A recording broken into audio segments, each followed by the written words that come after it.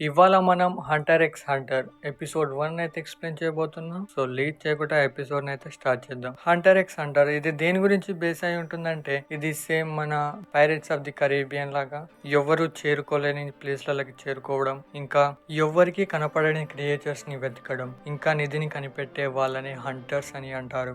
Episode స్టార్టింగ్‌లో మనం చెట్టు మీద ఒక ఫిషింగ్ రాడ్ పట్టుకున్న అబ్బాయిని అయితే చూస్తాం.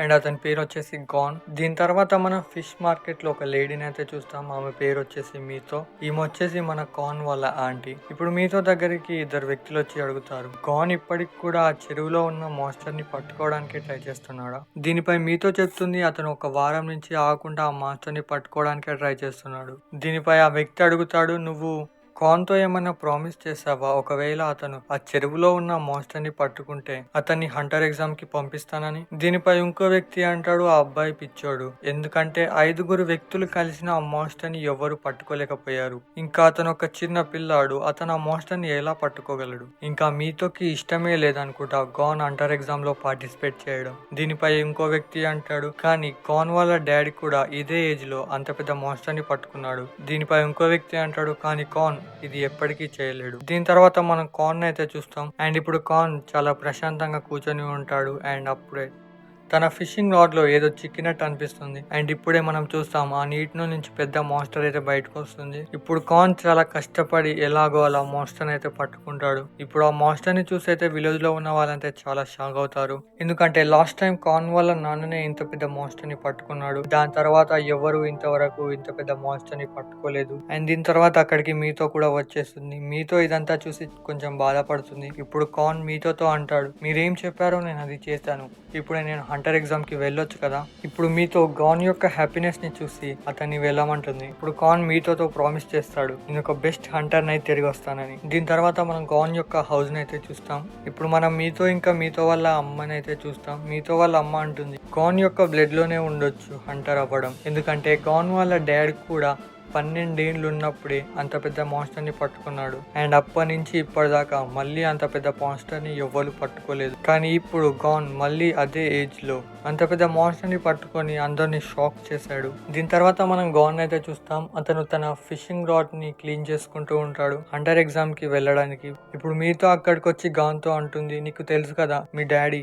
హంటర్ అవ్వడానికి నిన్ను వదిలేసి వెళ్ళాడని. ఎప్పుడైతే నువ్వు ఒక బేబీగా ఉన్నప్పుడు ఇంకా మీ నాన్న నీ గురించి వదిలేసి అతను హంటర్ అవ్వడానికే వెళ్ళిపోయాడు. దీనిపై గాన్ చెప్తాడు, నాకు తెలుసు, ఇంకా నాకు కూడా తెలుసుకోవాలనుంది నాన్న హంటర్ కావాలని ఎందుకు అనుకున్నాడో అని. ఇంకా నేను తెలుసుకోవాలనుకుంటున్నాను అతను హంటర్ అవ్వడానికి అతని సొంత కొడుకునే ఎలా వదిలేశాడో అనే దాని గురించి. దీనిపై మీతో కోపంగా అంటుంది, నీకు అర్థం అవ్వట్లేదా హంటర్ అవ్వడం ఎంత డేంజరస్ అని. దాంట్లో నువ్వు ఎప్పుడు చనిపోతావో అది నీకే తెలియదు. దీనిపై గాన్ అంటాడు, నాకు తెలుసుకోవాలనుంది మా నాన్న హంటరే కావాలని ఎందుకు అనుకున్నాడు. దీనిపై మీతో అయితే సైలెంట్ అయిపోతుంది. ఇంకా మీతోకి అర్థం అయిపోతుంది గాన్ ఆపడం చాలా కష్టమని. ఎర్రి మొకపోడు ఇంత మంచి అమ్మాయిని బాధ పెడుతుంది. సర్లే, ఇప్పుడు మీతో అంటుంది, నువ్వు సేమ్ మీ నాన్నలాగానే ఉన్నావు. ఇప్పుడు గాన్ మీతో ప్రామిస్ చేస్తాడు, నేను హంటర్ ఎగ్జామ్ ని సేఫ్ గా ఫినిష్ చేసి ఇంటికి తిరిగి వస్తానని. ఇప్పుడు మీతో చాలా ఎమోషనల్ అయి గాన్ అయితే హగ్ చేసుకుంటుంది. ఇప్పుడు షిప్ అయితే వెళ్ళిపోతుంది. ఇప్పుడు గాన్ గట్టిగా అర్చుకుంటూ చెప్తాడు, నేను అందరికంటే బెస్ట్ హంటర్ నై తిరిగి వస్తాను. ఈ మాటలన్నీ విని షిప్ లో ఉన్నవారైతే చాలా నవ్వుతారు. ఇంకా అంటారు, ఈ పిల్లాడికి అనిపిస్తుంది ఇతను హంటర్ ఈజీగా అవుతాడని. దీనిపై గాన్ అయితే ఇవన్నిటిని ఇగ్నోర్ చేసి అయితే అక్కడి నుంచి అయితే వెళ్ళిపోతాడు. దీని తర్వాత మనం గాన్ ఇంకా షిప్ యొక్క కెప్టెన్ అయితే చూస్తాం. వీళ్ళిద్దరూ స్కైలో ఉన్న సీగల్ బర్డ్స్ ని అయితే చూస్తూ ఉంటారు. అవైతే గట్టిగా సౌండ్స్ చేయడం అయితే మొదలు పెడతాయి. ఇది చూసి గాన్ షిప్ యొక్క కెప్టెన్ కి చెప్తాడు, తుఫాన్ వచ్చేలా ఉంది. దీనిపై షిప్ యొక్క కెప్టెన్ అంటాడు, నీకెలా తెలుసు పిల్లాడా? దీనిపై గాన్ చెప్తాడు, ఇలా సీగల్ బర్డ్స్ నాకు చెప్తున్నాయి. ఇప్పుడు గాన్ ఆ షిప్ పైకి అయితే ఎక్కుతాడు. ఇంకా అతను తన నోస్ తోటి స్మెల్ చూసి చెప్తాడు, ఇక్కడికి చాలా పెద్ద సైక్లోన్ రాబోతుంది. ఇదంతా చూసి షిప్ యొక్క కెప్టెన్ అయితే షాక్ అయిపోతాడు. ఇంకా అంటాడు, ఇతని కండ్లు ఇతను సేమ్ అలాగే ఉన్నాడు. ఇప్పుడు గాన్ చెప్పినట్టే అక్కడ పెద్ద తుఫాన్ అయితే వస్తుంది. కానీ షిప్ యొక్క కెప్టెన్ ఈ తుఫాన్ లోనైతే చాలా ఈజీగా నార్మల్ గా షిప్ ని అయితే తీసుకెళ్తూ ఉంటాడు. ఎలాగంటే ఇతను ఇది రోజు చేసేవాడిలాగా. ఈ తుఫాన్ వల్లనైతే ఎక్కడున్నోళ్ళు అక్కడే పడిపోతారు. దాదాపు దాదాపు ఈ హంటర్ ఎగ్జామ్ కి వచ్చిన వాళ్ళందరూ లేవలేని సిచ్యువేషన్ లో ఉంటారు. దీన్ని చూసి షిప్ యొక్క కెప్టెన్ అంటాడు, వీళ్ళు తుఫాన్నే తట్టుకోలేకపోయారు, వీళ్ళు హంటర్స్ అయిదామని వచ్చారు. ఇంకా కెప్టెన్ చూస్తాడు, గాన్ కైతే ఏమీ కాదు. ఇంకా అతను మిగిలిన పార్టిసిపెంట్స్ కి అయితే హెల్ప్ చేస్తాడు. అండ్ ఇంకా గాన్ దగ్గర ఇంకిద్దరు పార్టిసిపెంట్స్ అయితే ఉంటారు, వాళ్ళకు కూడా ఈ తుఫాన్ వల్లనైతే ఏమీ కాదు. ఇప్పుడు షిప్ యొక్క కెప్టెన్ వీళ్ళ ముగ్గురుని అయితే షిప్ లోపలికైతే పిలుస్తాడు. ఇప్పుడు వీళ్ళు ముగ్గురు ఆ షిప్ యొక్క కెప్టెన్ కి వీళ్ళ ఇంట్రొడక్షన్ అయితే చేస్తారు. ఫస్ట్ మన గాన్, దీని తర్వాత ఎల్లో కలర్ హెయిర్ ఉన్న అబ్బాయి చెప్తాడు, నా పేరు కురాపిక. దీని తర్వాత ఆ పొడుగున్న వ్యక్తి చెప్తాడు, నా పేరు లియోరియో. ఇప్పుడు షిప్ కెప్టెన్ వీళ్ళతో అడుగుతాడు, మీరు హంటర్ అవ్వాలని ఎందుకు అనుకుంటున్నారని. దీనిపై గాన్ చెప్తాడు, మా డాడీ డ్రీమ్ హంటర్ అవుదామని, అందుకే నేను కూడా హంటర్ అవుదామని అనుకుంటున్నాను. ఇది విని లియో అంటాడు, ఏ పిల్లాడా, నువ్వు నీ డ్రీమ్స్ అన్ని సీక్రెట్ గా ఉంచాలి. దీనిపై కుడాపిక అంటాడు, నేను లియో యొక్క మాటలకు అగ్రీ చేస్తున్నా, ఎందుకంటే నేను నా డీపెస్ట్ సీక్రెట్ ని ఇక్కడ చెప్పదలుచుకోలేదు, అందుకే నేను మీ క్వశ్చన్ కి ఆన్సర్ చేయలేను. ఇది విని కెప్టెన్ తన దగ్గరున్న అతనికి చెప్తాడు, ఎగ్జామ్ బోర్డ్ కి చెప్పు ఏంటంటే ఎగ్జామినేషన్ నుంచి ఇద్దరు ఎలిమినేట్ అయ్యారని. ఈ మాట విని కుడాపిక ఇంకా లియో షాక్ లో ఉంటారు. వీళ్ళిద్దరు కెప్టెన్ తో అడుగుతారు, మీరు ఏం చేయదలుచుకున్నారని. దీనిపై కెప్టెన్ చెప్తాడు, మీకు ఇప్పటికి కూడా అర్థం కాలేదా, అది మీకు తెలియని విషయం ఏంటంటే హంటర్ ఎగ్జామ్ ఎప్పుడో స్టార్ట్ అయిపోయింది. హంటర్ ఎగ్జామ్ లో పార్టిసిపేట్ చేయడానికి వేరే ప్లేసెస్ నుంచి చాలా మంది వస్తారు. అంతమందికి ఎగ్జామ్ కండక్ట్ చేయడం అనేది చాలా కష్టమైన పని, అందుకే వాళ్ళు క్యాప్టెన్స్ ని అయితే హైర్ చేసుకుంటారు. అండ్ మేము మిమ్మల్ని అబ్జర్వ్ చేసి తెలుసుకుంటాం ఎవరెవరు హంటర్ ఎగ్జామ్ కి అర్హులు అని. అందుకే కదా క్యాప్టెన్ ఈ షిప్ ని నార్మల్ గా ఏమి జరగనట్టే డ్రైవ్ చేశాడు. అండ్ ఇప్పుడు ఇంకా క్యాప్టెన్ చెప్తాడు, హంటర్ ఎగ్జామ్ లో పార్టిసిపేట్ చేయడానికి ఇక్కడున్న వాళ్ళు ఎవరు అర్హులు కారు, ఎవరైతే ఒక్క తుఫాన్ నుంచే తప్పించుకోలేని వారు. అండ్ ఈ ఎగ్జామ్ లో నేను పాస్ చేస్తేనే మీరు నెక్స్ట్ స్టేజ్ కి వెళ్తారు. అందుకే నేను మిమ్మల్ని మళ్ళీ ఒకసారి అడగాలనుకుంటున్నాను, మీరు హంటర్స్ ఎందుకు అవుదాం అనుకుంటున్నారు. దీనిపై కుడాపికి చెప్తాడు, ఏంటంటే నేను కాంటాక్ట్ లైన్ యొక్క లాస్ట్ సర్వైవర్ ని, జస్ట్ లైక్ సాస్కే ఉచియా క్లైమ్ యొక్క లాస్ట్ వ్యక్తి. సర్లే.